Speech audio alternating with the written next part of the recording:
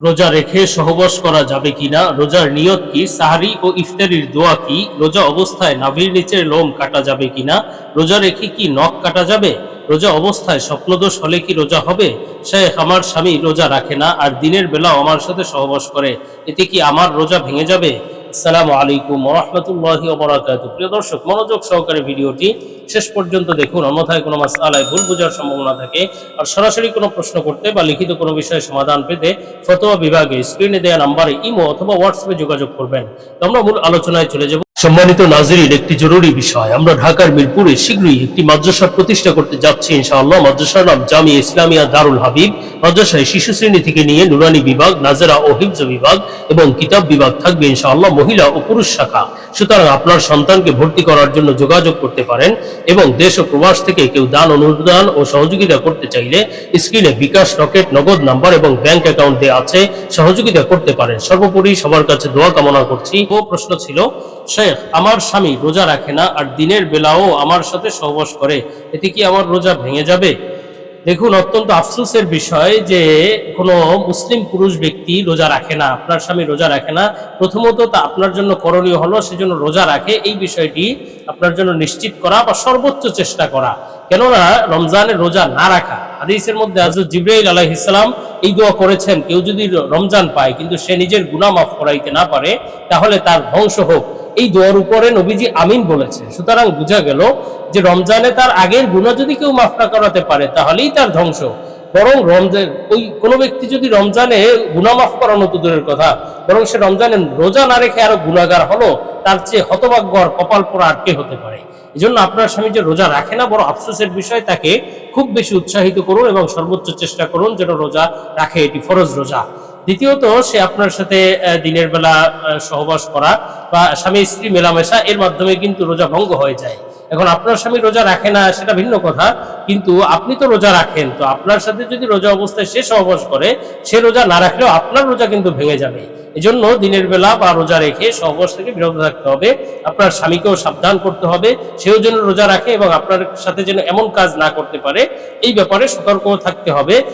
আপনি তার জন্য রোজা ভাঙতে পারেন না, কেননা লা তাআতা লি মাখলুকিন ফি মাসিয়াতিল খালিক। আল্লাহ তাআলার নাফরমানির মধ্যে কোনো বান্দার আনুগত্য করা যাবে না। স্বামীর আনুগত্য ফরজ, কিন্তু আল্লাহ তাআলার রোজা, এই রোজার বিধান পালন করা আরো বড় ফরজ। সুতরাং আপনার স্বামীর মনোকামনা পূর্ণ করতে গিয়ে আপনি রোজা ভঙ্গ করবেন, এটা কিন্তু জায়েজ হবে না। তো আমরা পরবর্তী প্রশ্নের জবাবে চলে যাই। প্রশ্ন ছিল, রোজা অবস্থায় স্বপ্নদোষ হলে কি রোজা হবে? দেখুন, রোজা অবস্থায় যদি কারো স্বপ্নদোষ হয়, স্বপ্নের মধ্যে বিভিন্ন কিছু দেখে এবং এর মাধ্যমে তার বীর্যপাত হয়ে যায়, তাহলে কিন্তু এতে রোজা ভঙ্গ হয় না। কেননা বীর্যপাত স্বপ্ন নিজের যদি ইচ্ছা ছাড়া অথবা নিজের সহবাস ছাড়া অথবা হস্তমৈথুন ছাড়া অন্য কোনো উপায়ে, নিজের অনিচ্ছায় অথবা বেখেয়ালে, মোট কথা যেটা ঘুমের মধ্যে হয়, অথবা অনেক রোগের কারণে অনেক সময় বীর্যপাত এমনিতেই হয়ে যায়, এর মাধ্যমে রোজা ভঙ্গ হয় না। সুতরাং স্বপ্নদোষ হলেও রোজা ভঙ্গ হবে না। তো আমরা পরবর্তী প্রশ্নের জবাবে চলে যাই। প্রশ্ন ছিল, রোজা রেখে কি নখ কাটা যাবে? হ্যাঁ, রোজা রেখে নখ কাটা যায়, সমস্যা নাই। রোজা রেখে নখ চুল এগুলো কাটা যাবে। অনেকে মনে করে রোজা রেখে নখ কাটলে রোজা মাকরুহ হয়ে যায়, রোজা দুর্বল হয়ে যায়, এই ধরনের কোনো কথা সহি নয়। আপনি রোজা রেখে নখ কাটতে পারেন, কোনো সমস্যা নেই। তো পরবর্তী প্রশ্নের জবাবে চলে যাই। প্রশ্ন ছিল, রোজা অবস্থায় নাভির নিচের লোম কাটা যাবে কিনা? দেখুন, ওই নখ কাটা, চুল কাটা, অবাঞ্ছিত লোমগুলো কাটা, নাভির নিচের লোম কাটা, মোচ দাড়ি এগুলো কাটা, দাড়ি কাটা কামানো যাবে না, এটা তো আলাদা হারাম, আলাদা গুনাহ। কিন্তু কেউ এই কাজ করলে রোজা ভঙ্গ হবে না বা রোজার কোনো ক্ষতি হবে, এটা তো সে হারাম কাজ করেছে, এটা অবশ্যই গুনাহ হবে। এবং রোজা রেখে হারাম কাজ কেউ যদি দাড়ি কামায়, সেটা আরো বড় গুনাহ। সুতরাং সেটা ভিন্ন বিষয়, কিন্তু এর কারণে তার রোজা ভঙ্গ হবে। তো দাড়ি যদি এক মুষ্টির কমে ছাটে, এতে রোজা ভঙ্গ হবে না। তেমনি ভাবে যদি মোচ কাটে, তেমনি ভাবে চুল কাটা, নখ কাটা, বগলের পশম, তারপর নাভির নিচের লোম, এগুলো কাটায় কোনো অসুবিধা নেই। রোজা রেখে এগুলো কাটতে পারবে, জায়েজ আছে। আমরা পরবর্তী প্রশ্নের জবাবে চলে যাই। প্রশ্ন ছিল, রোজার নিয়ত কি, সাহরি ও ইফতারির দোয়া কি?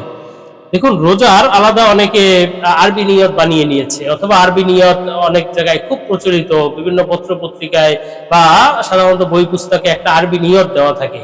এর মাধ্যমে মানুষ বুঝুক আর না বুঝুক, সেই দোয়াটি পরে মনে করে যে আমার রোজার দোয়া পড়ে ফেলেছি বা রোজার নিয়ত করে ফেলেছি। দেখুন, নিয়ত বলা হয় মনের ইচ্ছা। সুতরাং কারো মনে যদি ইচ্ছা থাকে এই কাজটি করার, সেটাই তার নিয়ত, এটাই যথেষ্ট। আলাদা গদ বাঁধা কোনো আরবি নিয়ত করতে হবে এমন নয়, বাংলা নিয়ত নির্ধারিত করতেই হবে, নির্ধারিত নিয়ত এমন নয়। আপনি মুখে উচ্চারণ করতে পারেন যে আমি আগামীকাল রোজা রাখলাম, এটাই রোজার নিয়ত।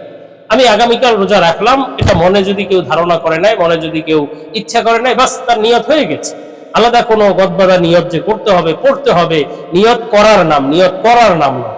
আপনি কোনো বানানো নিয়ত করে ফেললেন, এর মাধ্যমে নিয়ত হবে না। সুতরাং আপনার মনের ইচ্ছা থাকতে হবে, বাস ওটাই হলো নিয়ত। আর সাহরির আলাদা কোনো দোয়া নেই। সাহরির আপনি খাবার খাওয়ার শুরুতে খাবার খাওয়ার যে দোয়া সুন্নত রয়েছে, বিসমিল্লাহি ওয়া আলা বারাকাতিল্লাহ, এই দোয়া পরে আপনি খাবার খাওয়া শুরু করলেন। তারপরে আল্লাহুম্মা বারিক লানা ফিমা রাযাকতানা ওয়া কিনা আযাবান নার, এই দোয়াগুলো পরে আপনি সাহরি খাওয়া শুরু করবেন। মোট কথা খাওয়ার দোয়া যেটা, এটা পড়বেন, এবং আলাদা সাহরির কোনো দোয়া নেই। আর ইফতারির দোয়া রয়েছে, আবু দাউদ শরীফের বর্ণনা, আর নবীজি সাল্লাল্লাহু আলাইহি ওয়াসাল্লাম যে দোয়া শিখিয়েছেন ইফতারির, সেটা হলো ইফতারির পূর্বে একটি দোয়া এবং পরে একটি দোয়া, ইফতার করার পরে একটি দোয়া। ইফতারির পূর্বে এই দোয়া পড়তে হবে, আল্লাহুম্মা লাকা সুমতু ওয়া আলা রিজকিকা আফতারতু। আল্লাহুম্মা লাকা সুমতু, বা অনেক বড়রা আছে সুমতু লাকা, যেটা পড়েন হবে আল্লাহুম্মা লাকা সুমতু ওয়া আলা রিজকিকা আফতারতু। এটা বলে আপনি ইফতার বিসমিল্লাহি আলা বারাকাতিল্লাহ বলে আপনি ইফতার করলেন। আর এই আল্লাহুম্মা লাকা সুমতুর আগে বিসমিল্লাহি আল্লাহুম্মা লাকা সুমতু ওয়া আলা রিজকিকা আফতারতু, বাস ইফতার করলেন। এবং ইফতার করা সম্পন্ন হলো বা ইফতারির পরে তারপরে আপনি পড়বেন যাহাবা ওয়ামাউ ওয়াবতাল্লাতিল উরুকু ওয়া সাবাতাল আজরু ইনশাআল্লাহ। এটা হলো ইফতারির দোয়া, ইফতারির আগে এবং পরের দোয়া। তো আমরা পরবর্তী প্রশ্নের জবাবে চলে যাই। প্রশ্ন ছিল রোজা রেখে সহবাস করা যাবে কিনা। সুন্নাহ শপিং আপনাদের জন্য নিয়ে এলো একটি ইসলামিক পণ্যের দারুণ প্যাকেজ। প্যাকেজে থাকবে উন্নত মানের টুপি, তাসবিহ, মেসওয়াক, আতর, সুরমা, মা বোনের জন্য হাতমোজা, পামোজা এবং নবীজির 1000 সুন্নাতের একটি পকেট বই। আর এসব কিছু পাবেন একটি আকর্ষণীয় গিফট বক্সের ভিতর। সুতরাং 8টি সুন্নতি জিনিসের এই প্যাকেজটি নিতে পারেন নিজের জন্য, পরিবারের জন্য বা প্রিয়জনকে গিফট করার জন্য। দাম মাত্র 390 টাকা। অর্ডার করতে স্ক্রিনে দেওয়া ইমো অথবা হোয়াটসঅ্যাপ নম্বরে যোগাযোগ করুন। দেখুন, রোজা রেখে যেই সমস্ত রোজা ভঙ্গের কারণ যেই সমস্ত বিষয়গুলো রয়েছে, এর মধ্যে অন্যতম একটা কারণ, প্রধান কারণ হলো 3টি। এর মধ্যে অন্যতম প্রধান কারণ একটি হলো সহবাস করা। তো সেক্ষেত্রে একটি কারণ হলো খাওয়া, আরেকটি কারণ হলো পান করা, আরেকটি হলো সহবাস করা। সুতরাং সহবাস করলে রোজা রেখে এটি কিন্তু রোজা ভঙ্গ হয়ে যায়।